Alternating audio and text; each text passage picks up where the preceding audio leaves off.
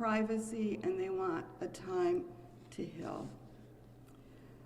The investigation into that shooting is ongoing. It is being conducted by the Connecticut State Police Major Crime Unit in conjunction with the state's attorney's office. It is their intent that this investigation be done properly, objectively, independent, and professionally.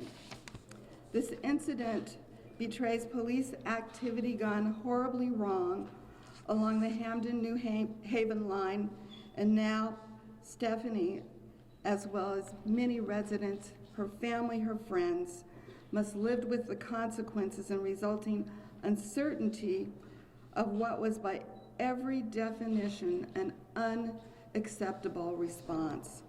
Going forward, police activity that spills over into New Haven must be standardized and memorialized so that while it is common and perfectly legal, it is also conducted in a manner consistent with the guidelines that apply to New Haven's police personnel. To this end, Chief Administrative Officer Sean Madison and Chief Otanio Reyes will work with their counterparts in neighboring jurisdictions toward a memorandum of understanding or some comparable framework on cross-jurisdictional policy. This will establish two goals. First, it will help guard against anything like this happening again. Second, it will help to address the justifiable and now amplified anger, frustration, and distrust many residents have regarding the police. I'm grateful to my staff, Hamden officials, and Yale officials for their unified and ongoing response to yesterday's event. It is my hope and fervent belief, with their steadfast efforts, that we will restore confidence in the public safety efforts of all of those agencies and in all of our towns. This is certainly our goal, and this is what we are going to work together to achieve. And with that, Mayor Lang, would you care to share a few remarks? Thank you, Mayor Hart. Good afternoon. What are we here for? We're here, as in our jobs, to try to make people safer, to try to reduce violence. And unfortunately, we saw more violence the other evening. Over the course of yesterday, we communicated several times. We had a teleconference this morning, and then this afternoon we met not only amongst New Haven leaders, but also with the state's attorney's office. And they were very helpful in beginning to discuss what they could discuss, which at this time is limited. What I was very comforted in knowing is that the state's attorney's office has indicated that this is a top priority of their office, and that they will complete the evaluation, and I'm going to reiterate, in a fully independent, objective, and professional manner. I believe that Hamden and New Haven, and I can commit this certainly, are going to work more closely together, are committed to working closely together. The issues that are faced are not Hamden issues, they're not New Haven issues, they are community issues. And the more that we can work together on them, the better we all are. We need to ensure that justice is done, and this demands that we allow the state to complete this investigation and then take action. One thing that I think that is really essential, and I'd like to make a personal plea for this, if there's any resident or business that has any information regarding this incident, anything at all, whether they've seen something, heard something, or most importantly, possibly if they have any video evidence, please bring it forward and bring it to State Police Major Crimes Unit, Lieutenant Mike Pendleton, and the telephone number is 860-706-5652.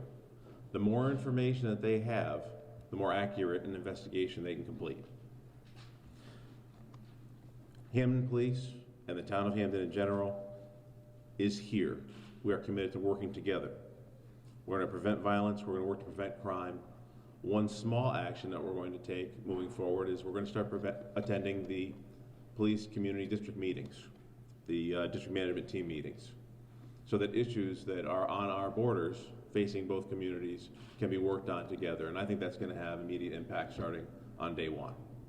Thank you all for being here, and we will certainly continue to communicate with you as much as possible.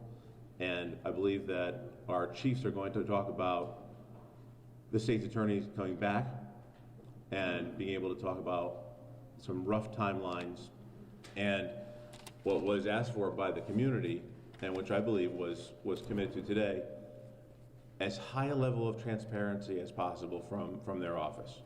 And I was certainly comforted in what I heard this afternoon. Thank you. Sure. So Chief Otonio Reyes is going to speak, and then after that, Chief Capiello. Thank you, Mayor. I want to say thank you to Mayor Harp and Mayor Lang for their leadership on this issue. We can't control what happened. We can't undo what happened yesterday. But we can certainly have a large measure of control over what we do moving forward. And we're committed, the New Haven Police Department is committed to work closely with this administration, with this community, with our partners, not just in Hamden, but in every surrounding jurisdiction to improve the level of service we provide to our communities. This is an opportunity for all of us to do better. We in law enforcement, we welcome the oversight, we welcome the accountability, because we realize that we need to be held to a higher standard.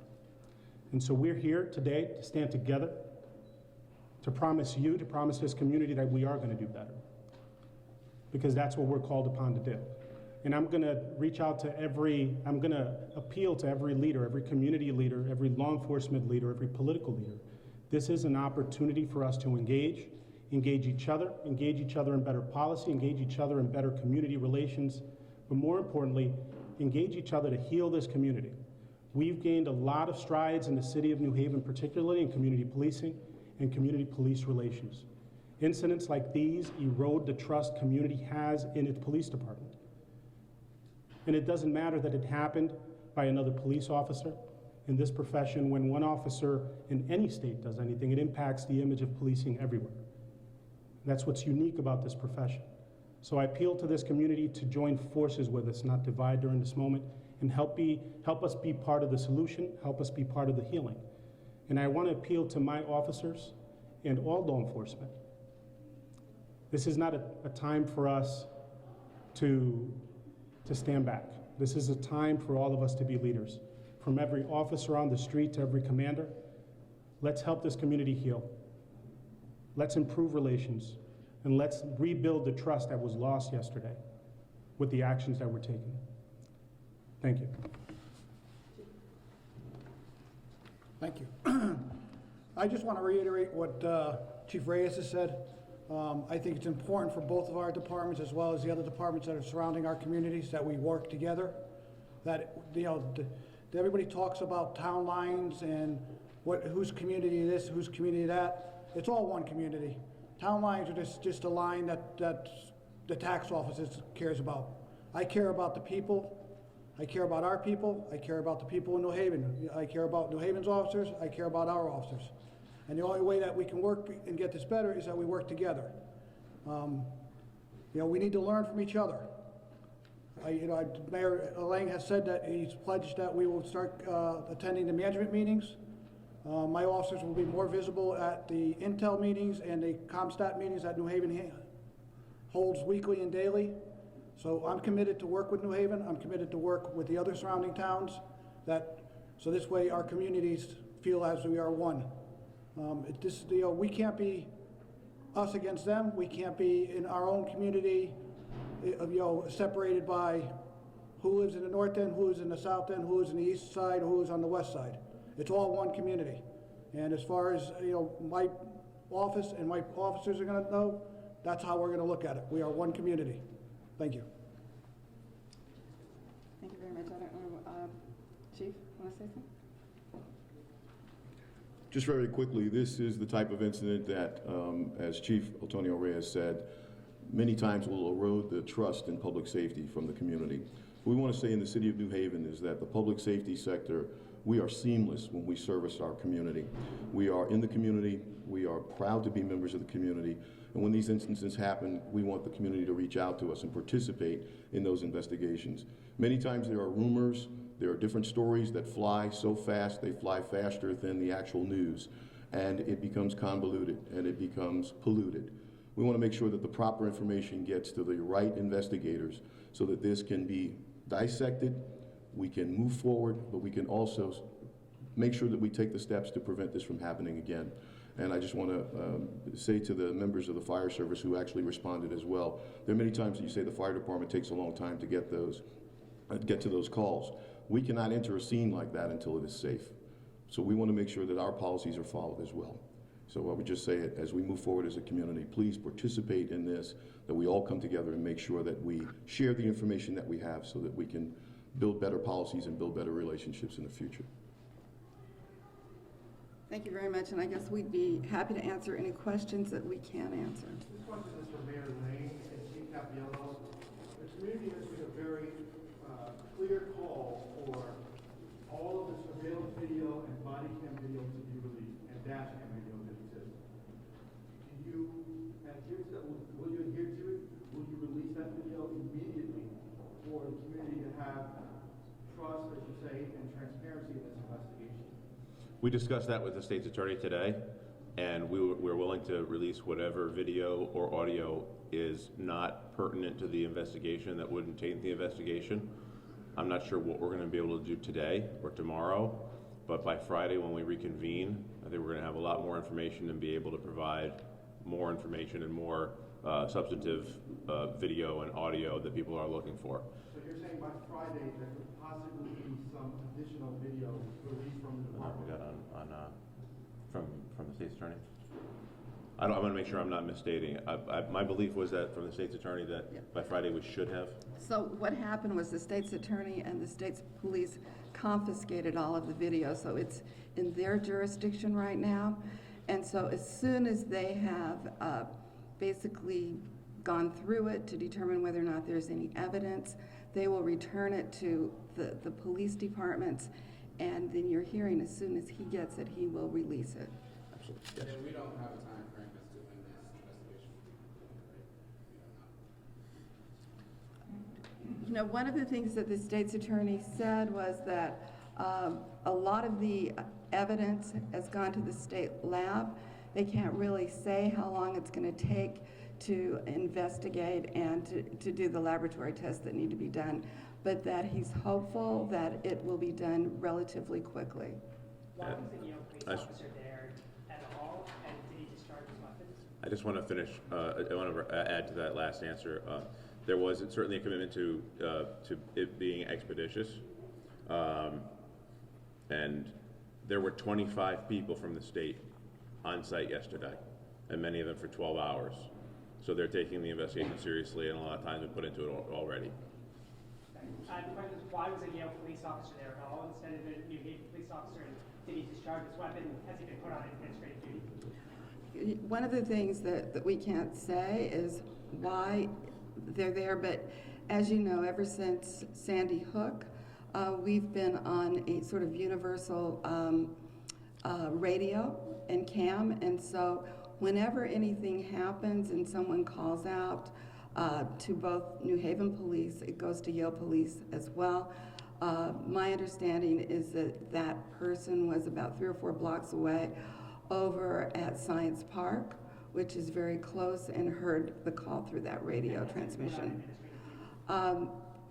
I believe that he has, yes. Well, the officer, one thing you can say, Chief Capiello, because there was a press conference yesterday where details were given of what happened. Did the Yale police officer fire first? Who fired first? I think we have it No. in there. I have no idea who fired first. I think just to be clear, we can't say who fired first, but but we have established that both Hamden police officer and a Yale police officer did discharge their But weapons. whose bullet hit the woman? That's a matter of investigation. So it's still unclear. You don't know That's what unclear. the No. officer. No. Yeah. State's attorney doesn't know Correct. either. Mayor, could either of you please speak to where is the Yale representative? Why aren't they here today? They were here earlier today, and they were with us on the phone just a few minutes ago. And the chief of police daughter is gravely ill, and so he's with her at the hospital. as a community member, I would like to know, like, I've heard you say, reestablish relationships. And we have broken relationships with the police, downtown, in the community. So now I'm asking, as one of the community members who will stand there with you, can we have a real dialogue where the police are working with the people in the community, certain people in the community, in order to help bring a buffer to everything that's going on? Or do we have to rely on our public officials and our cops to be the ones who are acting? Some of us can police ourselves if allowed to. We need the room. We're willing to, but we don't have the room. And that's where a lot of this is falling at the wayside. Because this could be like an isolated incident. It's really not, because of everything else that goes on. The shooting one night. We can, if we allow to work in the community, then we can help make a difference at what's going on and probably cut this down. But we need the room and the spaces. Y'all have to give it to us. Mayor, do you want to see standards about another jurisdiction coming in? Do you want to see something written and standardized? So what we are working on with Sean Madison taking the lead, and our chief and the chief of Hamden, we will be working on a cross-jurisdictional memorandum of understanding so that we have clear guidelines about what happens when we go into each other's jurisdictions. What's the name of the Yale police officer? I don't know. I don't know, honestly. You don't know? I honestly do not know. I don't know that. We don't know. We might as well, how about Devin Eaton? Is that the Hampton officer? That name is circulating. My understanding is that Yale and Hamden, after they have notified the officers for their safety's sake, will be making a release later today. What about we had heard from state police that the victim in this case was 22 years old, we heard 19. Can we just get a clarification? Okay, I was wrong, she's 22. Okay, thank you. And then also, what about any charges? Are you guys looking at charges for the attempted robbery suspect, where this all kind of began? The whole entire investigation has been turned over to the state police by the New Haven State's attorney. So he took it out of the hands of the Hampton Police Department. Chief Gabrielle, can you just clarify, are you all not releasing the name of your officer? When you put him on leave, so you have to know who he is. Are you holding back that info at this time? I discussed it with the Yale counterparts, and we agreed that we would release that at the same time, once we made sure our officers are notified that their names are going to be released. Very shortly. It'll be today. Mayor Hart, just one more question for you. You said you were outraged by this, and it's clear that you're bothered by it. Can you talk about why this is so upsetting to you? Well, the first and most important reason that we come together as communities, as cities, is to keep our people safe. And when our people are not safe, they have to worry about bullets coming from those who are charged with keeping us safe. That's troubling, and that is frankly outrageous. We want our people to be able to trust our police officers, and we want to make sure, one, that we reinstill or instill that trust. But the whole point is, I'm a mother of 3 children. I can't imagine what it feels like to know that your child went out to work in the evening, probably didn't want her to, and that she doesn't come home because she's got a bullet or 2. That's outrageous. So if anyone knows the statute, Connecticut General Statute 53A 22F gives private citizens the right to effect citizens' arrest on people doing crime. For what we've seen on that video, a lot of us feel like it was a crime. We want to effect the arrest on the officers that were involved. The people were unarmed. We don't understand how guns ever got pulled. And this is what we're saying with the relationship. So can we open up a dialogue? Because I got a petition with signatures. Can we open up a dialogue where some of us in the neighborhoods are actually the ones who's going to be standing on the streets and helping making a difference, even if we have to report to the police and the different little units that y'all have in the neighborhood already about what's going on in the neighborhood and how to keep strife down? Is that something that you're open to without us feeling like we're stepping on your toes in order to get the job done? So we have mechanisms in place to engage community throughout our districts in the city. And so we welcome We welcome the community to attend the community management meetings, our ComStat meeting, which is open to the public. We are absolutely willing to engage the community in anything and everything they feel is a concern and something that we need to look at. So absolutely. Yes, sir. Thank you all very much. And can we just have any of the leaders here, can they sum up what you said today in Spanish for our Spanish community? Is there anyone who can do that?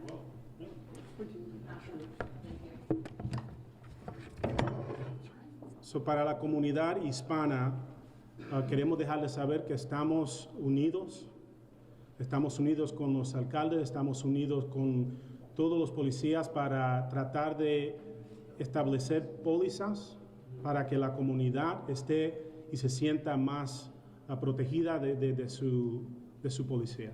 En este momento la investigación sigue. Estamos anticipando que la investigación va a terminar en un tiempo apropiado y estamos trabajando con las autoridades para estar seguros que toda la información que es necesaria sea divulgada para que haya un resultado que la comunidad se sienta confiado en ese resultado. Just quickly, the timeline for folks. The timeline? Yeah, when would we see, I know everyone's asking about the video. Sí. When would that possibly So, get their business?